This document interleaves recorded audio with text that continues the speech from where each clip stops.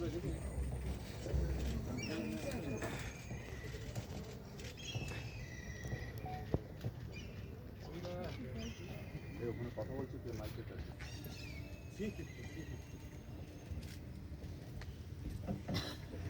of Lieutenant General R.P. Kalita, Param Vishishta Seva Medal, Uttam Yuddha Seva Medal, Ati Vishishta Seva Medal, Sena Medal, Vishishta Seva Medal, General Officer Commanding in Chief, Eastern Command, I extend a hearty welcome to the esteemed journalists of media fraternity at Fort Williams for this media interaction.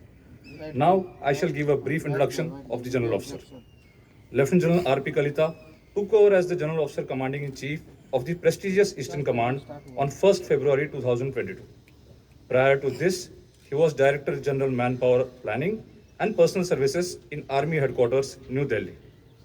The General Officer was commissioned into 9 Kumaon in 1984 and has an extensive operational experience in Sri Lanka, Jammu and Kashmir, and the Northeast. By virtue of serving in varied staff appointments to include key appointments in Military Secretary's branch, Operational Logistics Directorate, and Adjutant General's branch in Integrated Headquarters of Ministry of Defence Army.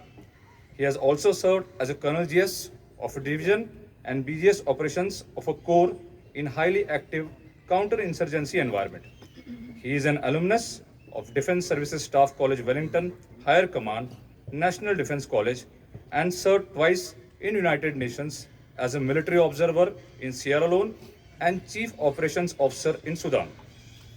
For his illustrious contribution to the service, he has been confirmed with Param Vishishta Seva Medal, Uttam Yuddha Seva Medal, Ati Vishishta Seva Medal, Sena Medal, Vishishta Seva Medal, Chief of Army Staff Commendation Card, and GOCNC Eastern Command Commendation Card.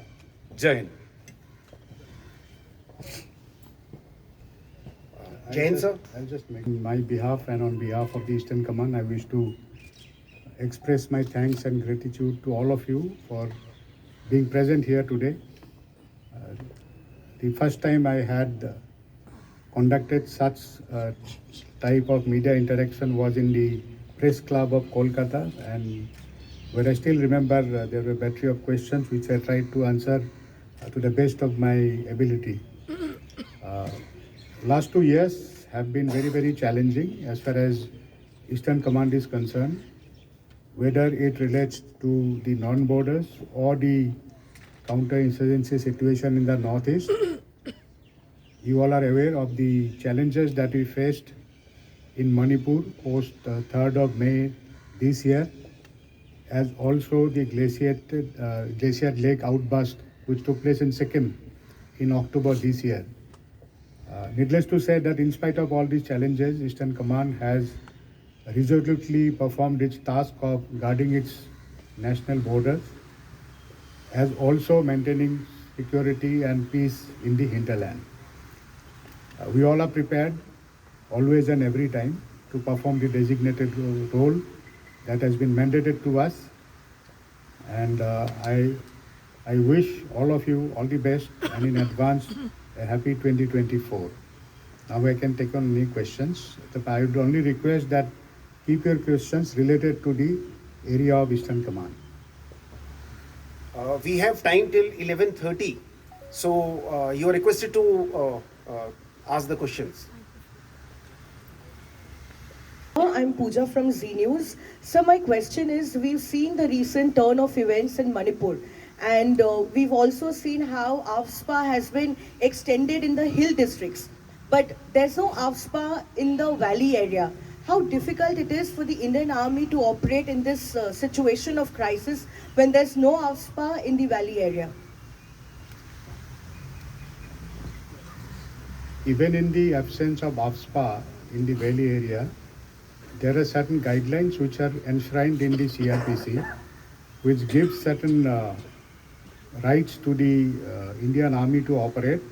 Of course, that has to be ensured with the presence of the judicial magistrate and the police representative in the party whenever we carry out any searches or whenever we carry out any apprehension in those areas where AFSPA has been repealed.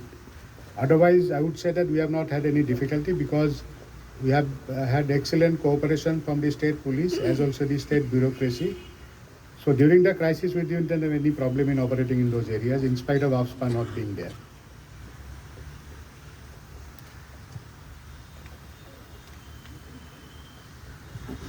Hi, I'm from Z 24 Ghanta.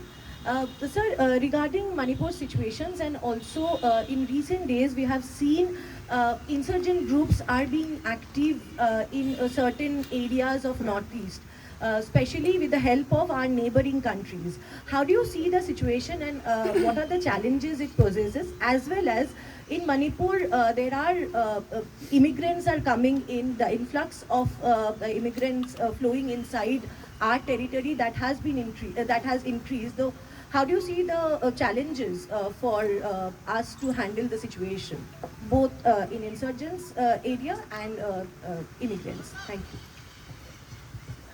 As far as Manipur is concerned, there are two things which has complicated the internal turmoil that took place on 3rd of May. You all are aware that it started off as a conflict between the two communities, that's Kukis and the Meiteis. And till that time, the militant groups which are of Kuki community, majority of them were in some sort of a ceasefire agreement, and they were located in various camps. And certain groups of the Meitei community, the militant groups, they had established camps across in Myanmar, and they used to come off and on. But then their relevance had gone down substantially in last couple of years.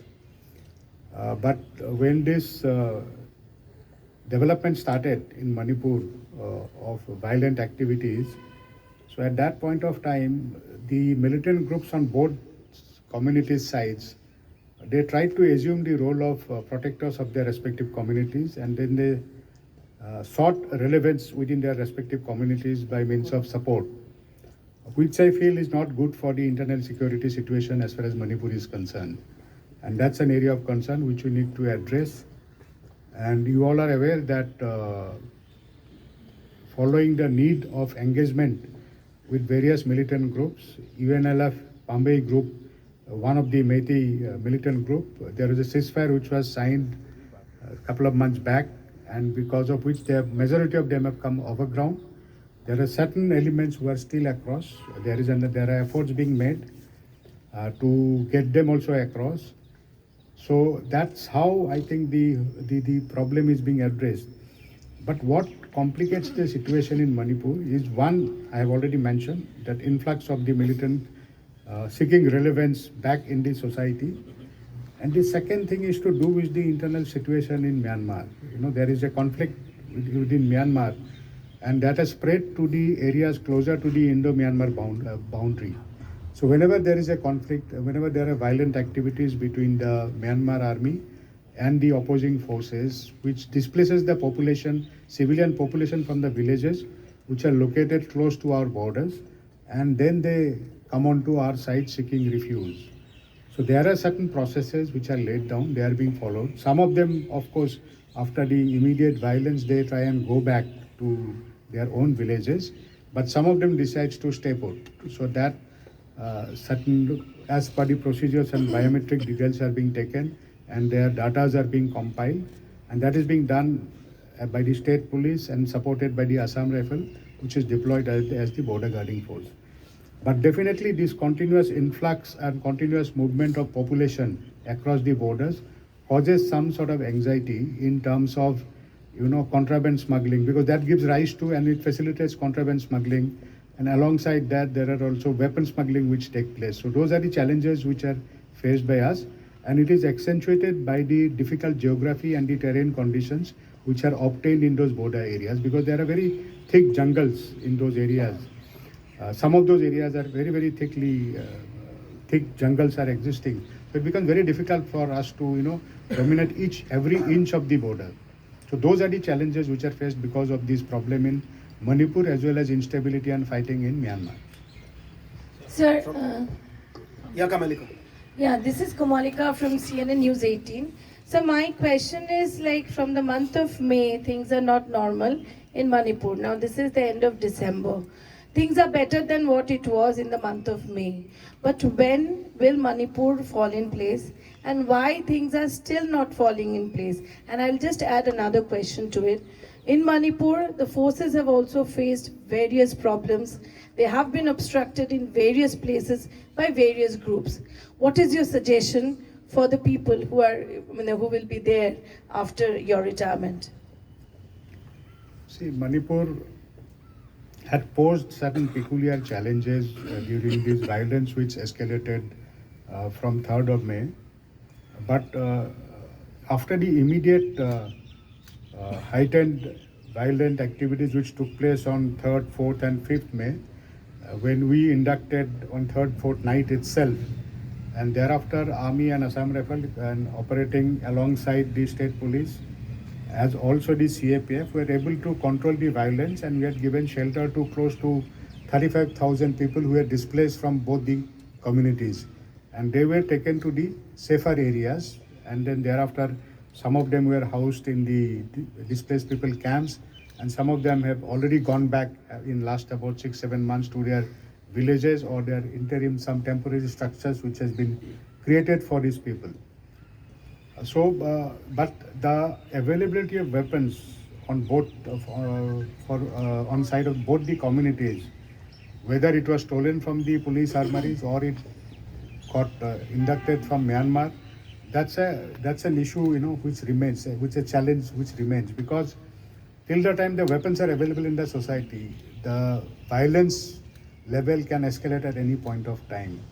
So we have launched numerous coordinated operations, and number of weapons and ammunition have been recovered in last 5-6 months. And apart from that, from the state government side and from the central government side, I'm conscious that there are a lot of efforts which are being made to engage both communities which are involved in the conflict, whether it is at the political level or at the level of the civil societies. We generally drive a lot of issues in Manipur. So recently also, I think yesterday also, the Chief Minister, Honorable Chief Minister had made a mention that dialogue is the only way forward, and we have to live like brothers. That is the statement which the Honorable Chief Minister of Manipur has made in last couple of days. And I think the dialogue is also taking place at the political level, between the political leaders of both the communities as also the civil society leaders. I think that's the only way forward by which we can look for a permanent solution. While our duty remains as the armed forces being employed in such areas to ensure that there are no violent activities and the violence parameters are brought down to the minimum level. Yeah, at the end. Yes. Sir. Please introduce yourself and your. Sir, And Arjun sir. sir, this is Sweetie Kumari from the Indian Express. You spoke about influx of migrant in Myanmar side. Could you please give more details to it? Like what is the latest trend, whether it is from the southern side, because we know that it has been for a while. Secondly, you have spoken about weapons readily available with the two communities, adding to the ethnic issue there. So who do you think shall be held responsible for that? And what is the solution to that? The solution to the weapons problem is recovery of these weapons, and to ensure, it's a simple solution actually. We need to recover all the weapons that were stolen or that were made available to these people from various sources, and we need to ensure that the society remains free of all kinds of weapons and equipments. What was the first part of your question? So if you could just give us some details on the latest trend of influx. You see, since 2021, when the coup had taken place in Myanmar, there has been some amount of conflict, and during the initial phase, a majority of the influx had taken place in Mizoram, mostly in Mizoram, and some limited amount had been trickling into Manipur also. But that was restricted to the southern part of the Manipur. That's how the situation was till about a couple of months back. Only change we have now observed is in last about month or so, we have seen in the north some influx taking place in the northern parts of Manipur as well. because of the increased fighting between the Myanmar army and the opposing forces in the areas closer to the border opposite the Ukhrul district. So that is the only change we find. But the pattern remains the same. Whenever there is an escalation of violence, say some people come and majority of them go back and some people decide to stay back. And there is a definite procedure which is followed to keep a database of these people who are staying back. Arjun? Sir good morning, मैं N Arjun Amar Ujala से। Sir मैं मणिपुर से थोड़ा आसाम की तरफ आपको लेके जाना चाहूँगा। पिछले कुछ दिनों में अपर आसाम में अल्फा की कुछ जो अल्फा आई की जो है घटनाएं बढ़ी हैं। इस दौरान ये माना जा रहा है कि 29 तारीख को अल्फा जो सुतिया ग्रुप है वो केंद्र सरकार के साथ जो है बातचीत करने को तैयार हो रहा है और 29 तारीख को बातचीत होने की संभावना है। सर इस मद्देनज़र असम में जो शांति स्थापित करने की, जो परेश बरुआ को वापस लाने की जो बातचीत चल रही है, उस मद्देनजर आप क्या देखते हैं सर, असम में किस तरह की कैसे शांति स्थापित होगी जब तक कि परेश बरुआ वापस नहीं लौटते? Can I reply in English or as जी सर, किसी में भी mix करके बोलता हूँ? Sir. The Assam, actually, last couple of years, the situation in Assam had more or less, normalized. In major parts of Assam, the situation had become normal, following which there are a lot of developmental activities that have been taking place in Assam, whether in terms of infrastructure development or investment coming in. A lot of work has been going on in Assam, and Assam has made a lot of progress. The only area of concern was the 4 districts in Upper Assam where Armed Forces Special Power Act is still in place. There are only 4 districts where it is still in place, and in balance of the district it has already been removed in Assam. That is based on the reduced violence parameters.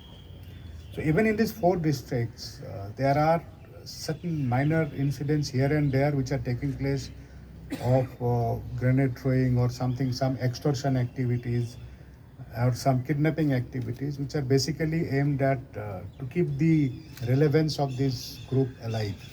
And that is the aim. No major activities has been taking place, and I think our forces which are deployed there alongside Assam police, they are handling the situation very well, I would say. But the other side of the problem is, or the issue in Assam is the ongoing talks with the pro-talk Alpha group, which is led by Anup Setia and other people. So that has been going on for quite some time. And it is supposed to be, as available in the media, I think we are expecting some sort of a agreement being signed on 29th. And I think yesterday the Anup Setia and the Secretary Sasadhar Chaudhary both have gone to Delhi as per the news. And they are going to have some meetings with the concerned authority in the central government. And that is one part of the solution, which would definitely see peace and prosperity returning to major parts of Assam. The other side is the remnants of ULFA, that is ULFA I, which is led by Paresh Borua, who are still across.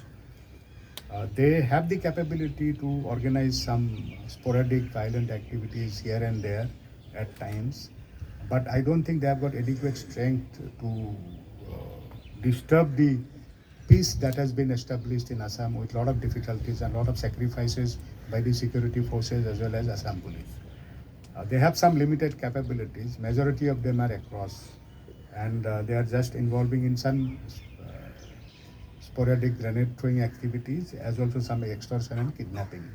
I think that's about all, but I would like to urge Paresh Borua and all those people to come back to Assam and enjoy the fruits of peace and development and work for the prosperity of the society. Left side end. मेरा सवाल related है अरुणाचल और Tibet border पे। Last year हमने देखा था कि वो तिब्बत सेक्टर में जो तवांग सेक्टर में जो प्रॉब्लम हुई थी, कन्फ्लिक्ट हुआ था, उसके बाद एक जो खबर आ रही थी कि सीएबी यानी कंबाइंड आर्म्स ब्रिगेड चाइना की ओर से वहाँ पे डिप्लॉय की जा रही है, उसको ट्रांसफ़र किया जा रहा है। तो और ऐसी कोई खबर या क्या सिचुएशन है अभी वहाँ पे उसके बाद से? Your question relates to the situation in the line of actual control in the non-borders. Yes, sir. See, as of now, the situation in the Eastern Theatre, as far as the line of actual control is concerned, is stable, but it's unpredictable. You all are aware of the escalation which had taken place in Tawang sector last year sometime. Thereafter, we have been able to resolve any sort of smaller differences in opinion through the established mechanism of having dialogues at these points where we have the border meetings, as also following various protocols. So we have not been having any major issues this year till now. However, nothing can be predicted. You know, it can any sort of escalation can happen at any point of time, and we are prepared. That's our main job, and we are prepared for all sides of contingencies. As far as PLA is concerned, they have been developing infrastructure which are closer to the border. That process has been going on for many years now, whether in Eastern Ladakh or whether opposite Eastern Theatre. There are construction of roads, construction of the helipads and the airports that are taking place constantly. And as and when the infrastructure is developing, certain amount of forward deployment of their troops are also taking place, so that to have to particularly probably to dominate those areas more effectively as and when the infrastructure comes up. I think that is all that's happening as of now, and nothing other than the normal deployment of some troops in the forward areas and the infrastructure development. Nothing else is taking place as of now. Sir, Ujjwal Roy from ANI, this side, sir. What steps are being taken to prepare the Indian Army to fight the next conflict, which would involve cyberspace, artificial intelligence, drone, etc.? It's a big challenge for Indian Army on intelligence, internal security, sir. Yeah, in this, yes, definitely the nature of warfare is changing with the technological development. So it is not only limited to the firing of bullets and firing of RT guns. It is gone into the domain of various artificial intelligence, cyber, space, and everything. All become part of various domains of conflict. So Indian Army is also evolving. Like I think the Chief of Army Staff has also announced in various, he had made a mention in his various press interactions that 2023, that is this year, was designated as the year of transformation by the Indian Army, wherein the modernization of forces was one of the major pillars which was designated and which was focused on. And towards this end, we have, you all are aware that we have a space command and we have a cyber agency. So they are looking at various domains which are likely, which we mentioned. And we also are promoting the startups and the MSMEs to induct niche technologies into our warfighting technology and methods. So that's a continuous process which is being driven by Army Design Bureau, which has been designated as the lead agency on behalf of the armed forces to drive the process of modernization, induction of niche technology and their exploitations. So we have, induction of new generation technology which are taking place. We are trying to get into MOUs with academia and various startups so that we are able to develop or exploit the niche technologies that are developing. So it's a continuous process, but there is a lot of focus on this. And I think as we go along, we'll be prepared to fight in all spectrum of battle, including cyber and space. Hi, Yes, sir. please. PTI Video Service. And my question to you is that since we are talking about LAC, if some untoward incident happen, as we have witnessed earlier, so how Indian Army is preparing themselves? And my second question is that then there has been several operations by the Indian Army, but that has been questioned in several grounds. And recently we have seen the surgical strike, which has been questioning till now. So how do you react to that?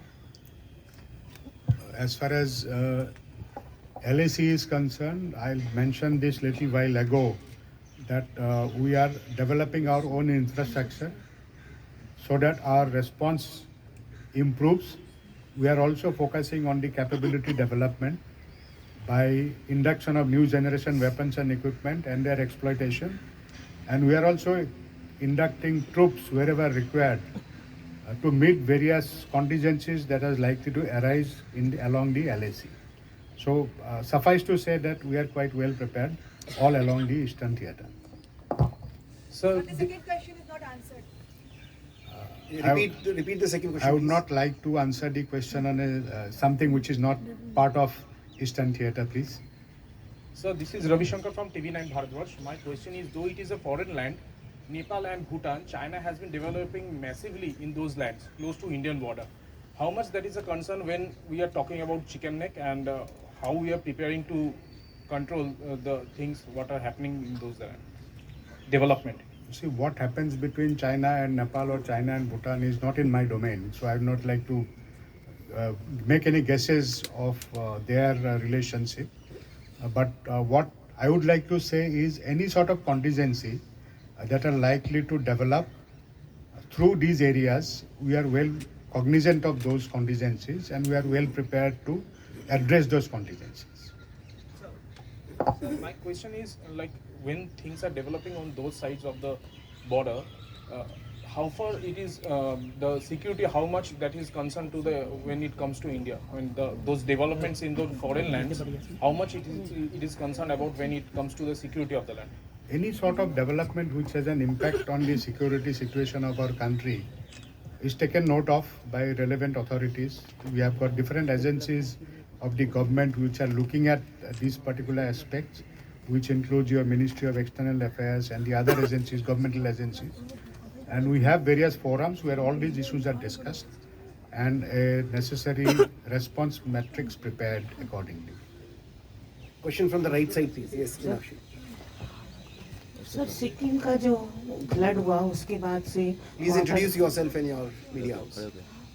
सदी नामा से मीनाक्षी संगनीरिया सिक्किम में जो flood आया उसके बाद में वहाँ पर आपने जो डेवलपमेंट किए वो किस रूप में हुए और क्या हुए, थोड़ा सा जानकारी चाहिए. Sikkim on night of 3rd, 4th October, when the glacial lake outburst had taken place, there was a massive damage. All of you who have been there or who have seen these photographs and who have been there earlier, you can possibly make an assessment of the type of damage that has been caused and the ferocity of the flood which came in. In spite of a lot of our posts had got impacted, and in spite of all those, I think our troops immediately went on ground and rescued the people who were cut off. Particularly, our immediate concern was to reach out to the areas which are cut off by road communication or by telecommunication.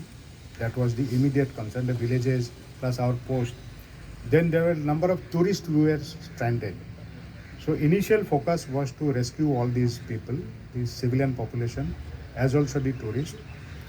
And then thereafter, any people who were injured or any mortal remains found, they were recovered, and the injured were evacuated to the nearest medical hospitals. And having that next focus was on the development or the restoration of the infrastructure damage that has been caused by the flood. That is still ongoing because it's some places it has already been done. Some temporary measures have been taken. Some temporary bridges have been launched so that the basic connectivity is established. But for the permanent infrastructure to come up, it's going to take time, which is still being worked at. The third thing was, you all are aware that one of the ammunition dump had got washed away, and there are a lot of unexploded bombs and those things lying along the riverbed. So that also involved a major exercise. We had immediately assessed the likely damage it may cause, and we had issued advisories to the state of West Bengal as well as Sikkim so that civilian common population along the river, Tista river, are advised not to venture out into those possible areas where the UXOs might have come. And then thereafter we have been jointly working with both the governments alongside the police and the civil administration to demine those areas, to clear those areas by employing our various teams, special teams which we have. So they have been carrying out as per the priority which has been given to us by both the state governments. So, but that's an ongoing process. It's going to take some more time to clear the entire area. Thank you, So sir. that's how we had carried out the operations. Yes, please. Good morning, sir. Myself Pradeep from Asian Age, and my question is about the theaterization plan to integrate the three services. As an army commander, you have been part of the deliberations, I'm sure. When is it going to take place and get implemented in the armed forces? And what will be the hierarchy and what will be the three services, service chief's role if this theaterization happens in time? See, there are a lot of deliberations still going on. It's an ongoing process. The process of theaterization, you all are aware, is aimed at enhancing the capability, war-waging capability of the Indian Armed Forces, and it is based on the principle of optimal utilization of the resources, jointness, and integration. It basically aims at having certain joint theater-specific structures which can respond to any sort of situation and which can exploit the strengths of all the three services that are there. So jointness and integration are the key factors, and it also needs to be able to address any sort of future threat. So that is the basic concept or the construct based on which the deliberations are going on as far as theaterization is concerned. Exact contours of how it is going to manifest, whether various structures, whether the three services or the joint structures that are going to come about, it can only be mentioned once we get total clarity on that, because still now deliberations are on. Once everything is drawn out, then only we'll be able to brief you in more details about that. But it's an ongoing process. It's going to take a little bit of more time before the whole contours are finalized. A question from the right side, then. Bengali news portal. मेरा question है sir, next year हम लोगों का Lok Sabha vote है, जो north side का हम लोगों का डिस्टर्ब एरिया है, उसी सिक्योरिटी का न्यू प्लान कुछ है क्या? इसके बारे में थोड़ा सा बताइए। Generally, we have, before elections, there are detailed plans drawn out by the election commission who conducts the elections based on the security threats and the assessment which are given. And that's a normal process which is followed by the police and the state administration and the election commission. And wherever there is a requirement, if we have to participate, we go and help out. Otherwise, generally it is looked at by the state police and the CIPF only. We were talking about the infrastructure development in Sikkim areas, but in general, in border areas, what do you feel that when it comes to infrastructure, what is lacking and what should be done in prioritizing? What are the things should we prioritize for dual military and civil use in border areas? What infrastructure is lacking and what should be the priority right now? Basic thing is the connectivity in terms of roads. The first requirement is road connectivity up to the remotest of the areas, say up to the border post. Okay, that is the first one. That is what we call as forward connectivity. And second is we also need to have some lateral connectivity for sidestepping of people from one valley, because they are all narrow valleys. So to connect each one valley to another valley, you need certain lateral connectivity. So first thing that is required is road connectivity. And second, what you require is communication in terms of the data connectivity, in terms of the mobile connectivity.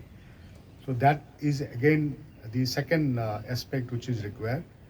And the third aspect which is required is, of course, your helipads and airports, so that you have better connectivity to those areas, because by road it takes a lot of time. All of you who have traveled in these areas are familiar that because of the large distances involved and the areas being prone to landslide and snow slides and all these avalanches, so by road movement takes a lot of time. So we need to depend on helipads and other ALGs to a large measure.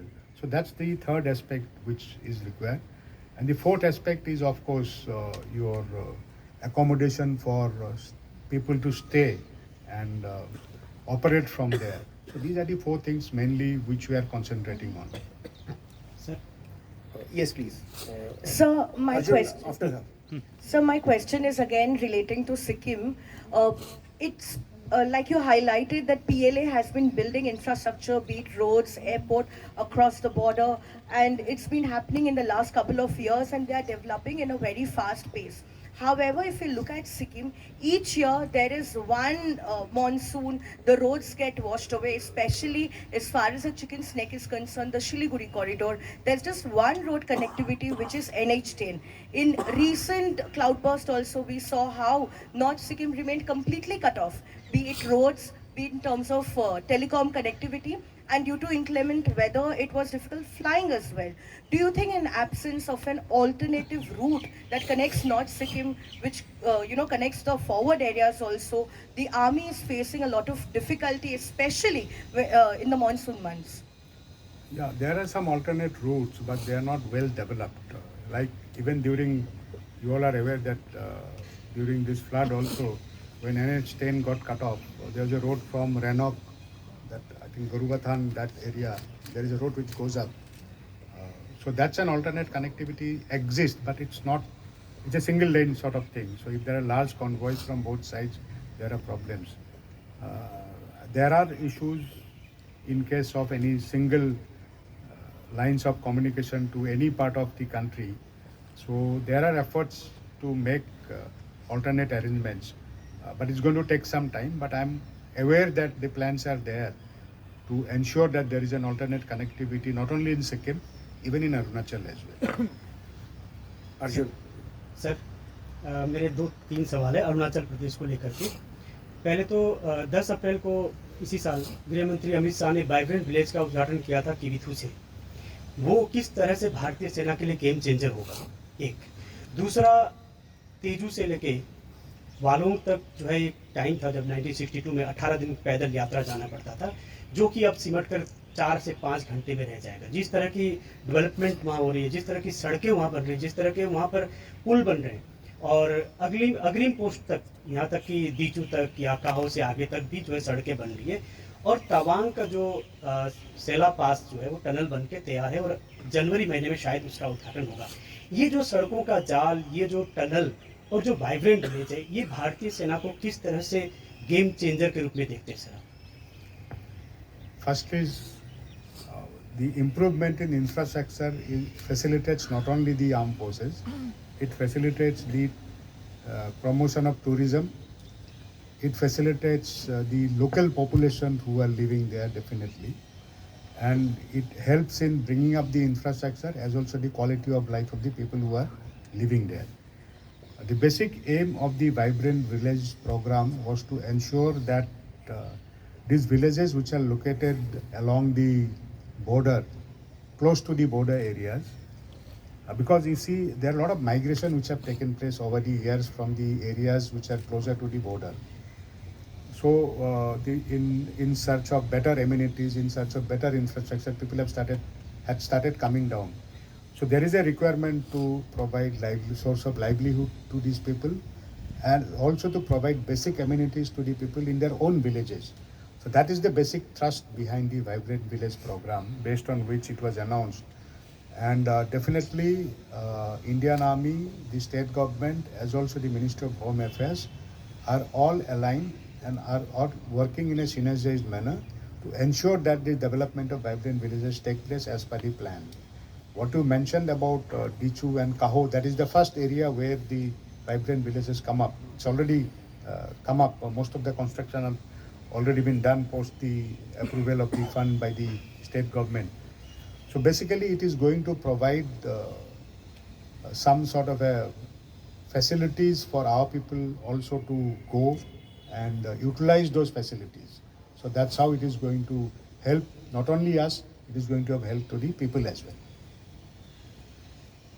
Yes, please. In the left side. अनुपम बोल रहा हूँ आज तक से। मेरा दूसरा सवाल Myanmar से जो इन्फ्लक्स हो रहा है उसी पर है। एक अभी पिछले दिनों शायद पहली बार ऐसा हुआ कि जो म्यांमार फोर्सेस के जवान थे वो भी यहाँ आ गए थे। उनको शायद फिर सॉर्टी करके वापस भेजा गया, तो वो थोड़ा डिटेल्स फिगर हमें मिल पाएगा क्या? अब तक कितने म्यांमार आर्मी के लोग यहाँ रिफ्यूज ले चुके हैं या उनको डिपोर्ट किया गया है? वो ज़्यादा नहीं है, वो जो छोटे छोटे पोस्ट थे उनके बॉर्डर के पास, when they were overrun by the opposing forces, so they had nowhere to go. So that time they had crossed the border and sought refuge in our camps, which are located close to the border. It's very difficult to put a number, but I think about 100 से 200 के बीच में total number होंगे जिनको हम मोरे में ले जाके फिर उनको वापस भेज दिया था. Thank you. Any other question, please? That in the Eastern Command area, operations become very difficult due to the terrain, and due to which several long distance endurance drones are being inducted, out of which I believe 2 or 3 has been inducted for the Eastern Command. And there was talks that a separate Kadar would be raised for the operation of these drones. So any update on that front? And my second question would be, has the Eastern Command recently floated any requirement for induction of high-end sniper rifles? Thank you. These are sniper rifle, and all these are not procured at the command level. They are generally procured at the army level. So it is being dealt by the army headquarters because they only resort to the capital procurement. And I think they had already requested for certain interested parties to come and contact for high-end sniper rifle, because that's a ongoing requirement. But that's done at this army headquarters level. Individually, commands don't get involved in procurement of items which are in use by the entire army. We only procure items which are specifically required in Eastern Command. As far as drones are concerned, it's not only drones, actually all sorts of items which are based on the new technology. We are trying to exploit those new technology, whatever developments are taking place in the field of surveillance equipment, in the field of drones, in the field of logistic drones which can carry logistics, to the forward areas, to the isolated posts. So whatever things are being developed by our own industry, whether it's a private industry or PSUs, so they all are being, we are looking at those items, and whatever we find are of any help to us, or they are likely to assist us or enhance our capability, we are trying to induct them, whether it is to the capital procurement or the procurement which is done at the revenue as part of revenue procurement as from the command level.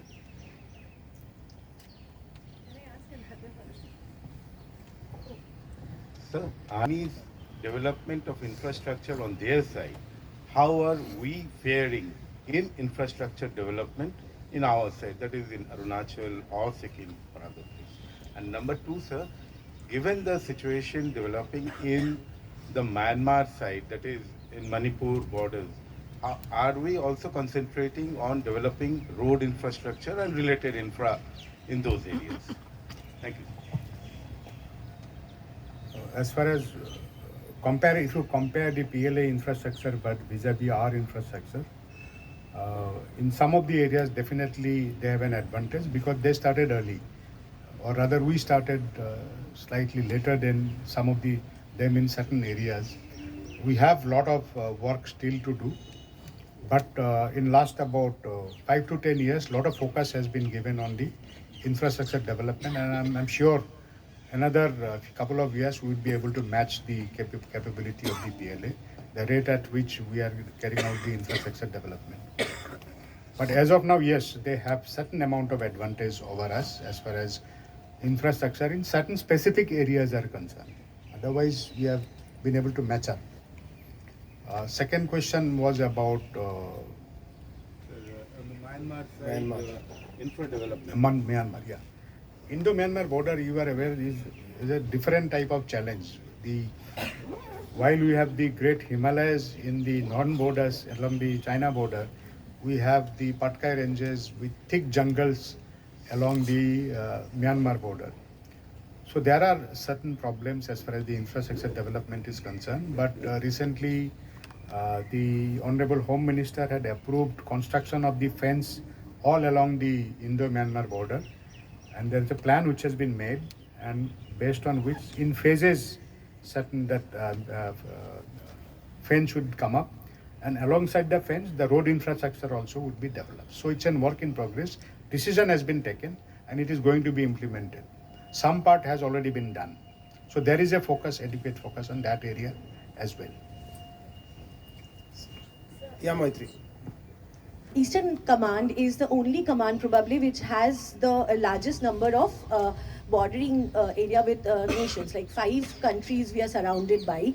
With the Chinese, I use the word Chinese influence in almost all our neighboring countries which we are bordering with. How do you see the future of Eastern Command in coming days, especially in the since the geopolitical situation is constantly evolving and geopolitical and military situation is constantly evolving and developing? How do you see the future of Eastern Command in coming years, say 5 or 10 years? Thank you. See, evaluation of threats which may exist or which may come about across the borders, as far as the whole country is concerned, is a constant process by which we continue to carry out assessment of various threats which can emanate from various parts across the borders. So that's a constant process, and our plans and our acquisitions and our preparations have to be in place to cater for those threats. So there are various, departments which are there who carry out such sort of assessment, based on which we carry out our own preparation so that we are able to meet those future challenges. And as far as Eastern Command is concerned, I think our plans and our preparations and our structures which are there, as also the equipments, facilitates addressing any such problems in future. So we are quite well prepared. Certain amount of processes are still ongoing. They have to be. That's a continuous process. The continuous refinement will take place in your equipments, in your surveillance equipments, or the other support structures which is required. So that continuous refinement is an ongoing process. But as of now, definitely we are quite well prepared. So any other question, or we take that as the last one? Arjun, the third and the last one. Thank you sir. आप इतने समय तक eastern command के प्रमुख रहे और पूर्वोत्तर आपके क्षेत्र में आता है। अब भी देखने को ये मिलता है कि पूर्वोत्तर के जो क्षेत्र हैं वहाँ पर जो युवाओं की एक, भले ही आतंकवाद धीरे धीरे कम रहा हो, लेकिन युवाओं में एक तरह की आतंकवाद के प्रति जो वहाँ जाने की, अभी कुछ दिन पहले एक खबर आई कि असम से एक पत्रकार ने जो है वो उल्फा ज्वाइन की। इस तरह की घटनाओं को देखते हुए आप पूर्वोत्तर के युवाओं को जो इस मार्ग में जाना चाहते हैं उनके लिए क्या संदेश देना चाहते हैं, ताकि जो भारत का जो युवा पीढ़ी है, जो पूर्वोत्तर का जो युवा पीढ़ी है, वो भी देश के निर्माण में अपना योगदान दे सके? I think the people in Northeast, majority of the people in Northeast are aware of the fruits of peace and development and a secure, stable and internal security situation. So I think the responsibility lies with the society as well. The teachers in the schools, the parents, the elders, the religious teachers, whether it is of different religions, whether it is imam or whether it is father or whether it is a panditji. I think it is the responsibility of the society at large to advise the youth of the society which direction they should take, number one.